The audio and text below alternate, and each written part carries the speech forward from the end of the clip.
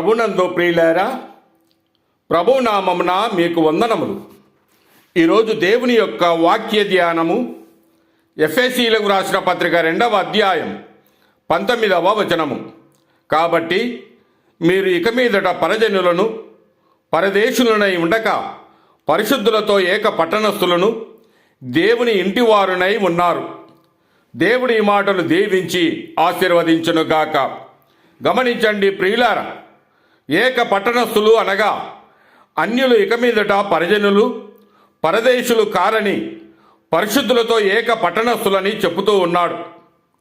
పరదేశులు అనగా యూదా దేశములో నివసించుచున్నను ఆ దేశపు పౌరసత్వము హక్కు లేనివారు. పరిజనులు అనగా యూదులు కాని అన్యులని.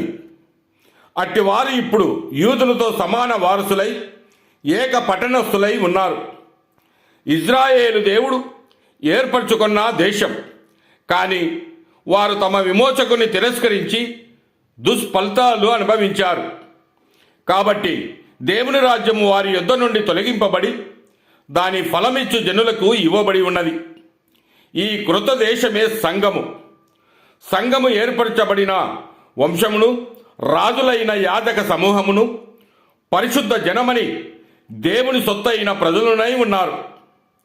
క్రీస్తునందలి విశ్వాసము ద్వారా మనము దేవుని కుటుంబములో ప్రవేశిస్తాం. దేవుడే మనకు తండ్రి అవుతాడు. క్రీస్తు సంఘములో యూదులు అన్యులని భేదము లేదు. గలతీ పత్రిక 3వ అధ్యాయము 28వ వచనములో యూదుడని గ్రీసు దేశస్థుడని లేదు, దాసుడని స్వతంత్రుడని లేదు, పురుషుడని స్త్రీ అని లేదు. యేసు క్రీస్తునందు మీరందరూ ఏకముగా ఉన్నారని వాక్యము సెలవిస్తూ ఉన్నది. అలాగే ఈ దినములలో కూడా సంఘములో కుల భేదము లేదు. కులమును చూపించువాడు అతడు కులస్థుడే గాని క్రీస్తు రక్తము చేత కడగబడిన వాడు కాడు. క్రీస్తు రక్తములో కులభేదములు ఉన్నవని అన్నీ కూడా అంతరించిపోయినవి.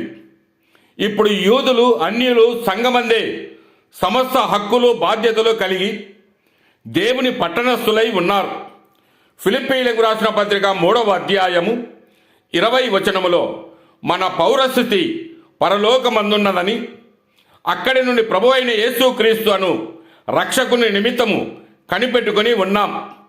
కనుక ప్రియులారా, దేవదూతల కంటే కూడా గొప్ప హక్కులో క్రీస్తులో సంఘమునకు కలదని మనము గ్రహిద్దాం. దేవుడు మిమ్మల్ని దీవించి ఆశీర్వదించునుగాక.